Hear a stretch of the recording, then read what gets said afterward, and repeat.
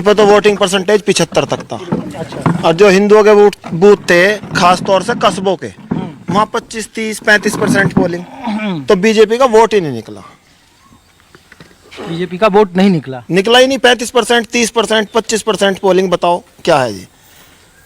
और एक तरफ दूसरी तरफ 75% पोलिंग है, तो कैसा मुकाबला होगा घर बैठ के? ये तो संजीव बालियान भी यही कह रहे हैं कि भाई मुस्लिम वोट का ध्रुवीकरण हुआ, उनका वोटिंग ज़्यादा हुआ, हमारे लोग वोट पर नहीं निकले।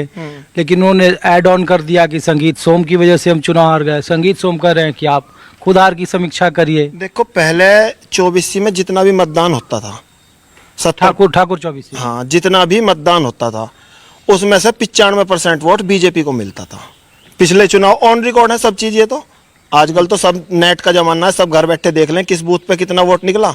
चाहे संगीत सोम जी का चुनाव हो, चाहे संजीव बालियान जी का चुनाव हो, पहले जितना भी मतदान ठाकुरों में होता था उसका 95% बीजेपी को मिलता था।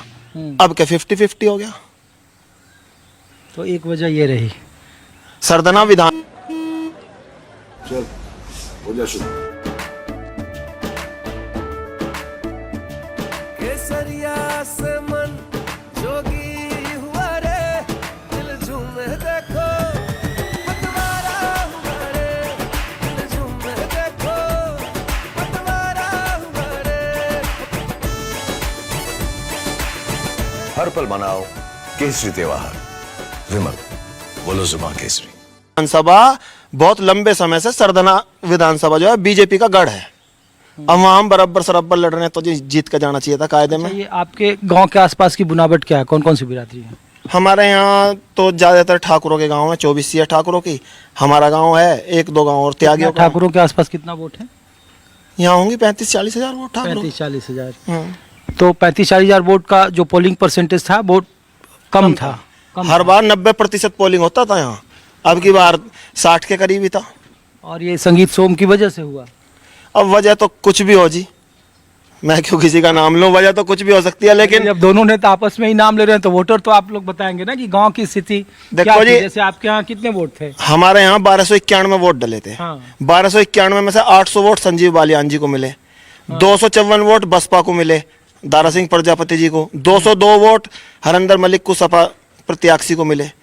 जब एमएलए का चुनाव था हमारे यहाँ 1500 वोट डली थी। 1500 में से 958 वोट संगीत सोम जी को मिली थी, 454 अतुल प्रधान जी को मिली थी और 48 वोट बसपा को मिले तो थे। फिर वोट का रेशियो ठीक ही था ना? फिर क्यों कह रहे हैं कि संगीत सोम ने फिर उनके कॉन्स्टिट्यूंसी थे तो वोट मिला ही सरधना से? अब वो तो देखो जी, इस वजह से कह रहे हैं कि ठाकुरों में जो है जहाँ 95% वोट मिलती है और आदमी को 50% मिले तो क्या कहेगा फिर? जहाँ हमें 95% वोट मिल रही, अब जैसे हमारा गांव है, चाहे संगीत सोम जी लड़े हो चाहे संजीव बालियान जी लड़े हो, 75% वोट बीजेपी को मिला, तो हमें तो नहीं कह सकता कोई भी। और जहां वोट घटी तो आदमी कहेगा, चाहे संगीत सोम जी हो चाहे संजीव बालियान जी हो। और सरदना विधानसभा में तो पिछले 10 साल में पहली बार कोई ऐसा सांसद बना संजीव बालियान जिसने सरदना विधानसभा में भी अपनी उपस्थिति दर्ज कराई है। अन्यथा सरदना विधानसभा में तो चुनाव के बाद कोई एमपी आवे ही नहीं था। अरे ये तो जब हम लोग चुनाव से पहले थे, जब आरएलडी इधर नहीं थी, तो यही आपकी बिरादरी पानी पी के कोसती थी संजीव बालियान को कि उसने काम नहीं किया है। नहीं देखो, तो ये आरएलडी का साथ आने से भी संजीव बालियान अपनी सीट नहीं बचा पाए। चौधरी अजीत सिंह को वो चुनाव हरा दिए 2019 में 6000 वोट से। लेकिन उन्हीं की पार्टी जब बीजेपी के साथ आई तब भी वो चुनाव हार गए। देखो जी, आरएलडी का तो बहुत बड़ा लाभ मिला। गठबंधन धर्म जयंत चौधरी ने अच्छी तरह निभाया, बहुत प्रचार करा मुजफ्फरनगर लोकसभा में। लेकिन अब ये चुनाव के समीकरण ऐसे आगे कि 5 लाख वोट तो एक जगह और बाकी इकट्ठी करनी पड़ रही, वे इकट्ठी हो नहीं रही।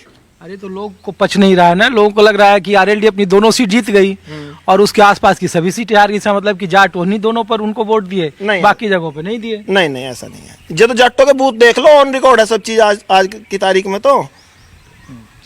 अच्छा, एक चीज़ और है कि माहौल हम लोग ये भी पूछ रहे हैं कि अब तो जयंत चौधरी मंत्री बन गए, स्वतंत्र प्रभार, स्किल डेवलपमेंट और शिक्षा दोनों आ गई। चौधरी साहब को भारत रत्न पहले ही मिल गया है। हाँ जी। तो अब आने वाले 2027, हालांकि बहुत लंबा समय है विधानसभा का चुनाव, तो अब आरएलडी का साथ, जिस तरीके से जातीय आपस में ठाकुर 24 अलग, जाट बिरादरी अलग, उसका क्या असर होगा, कैसे देख रहे हैं इस मंत्रिमंडल को, मोदी सरकार के जो देखो जी, जयंत चौधरी को मंत्री बना दिया, अच्छा है, किसान नेता हैं, जाटों का पुराने नेता हैं, चौधरी चरण सिंह, चौधरी अजीत सिंह, अब जयंत चौधरी मंत्री बना दिया, अच्छी बात है जी।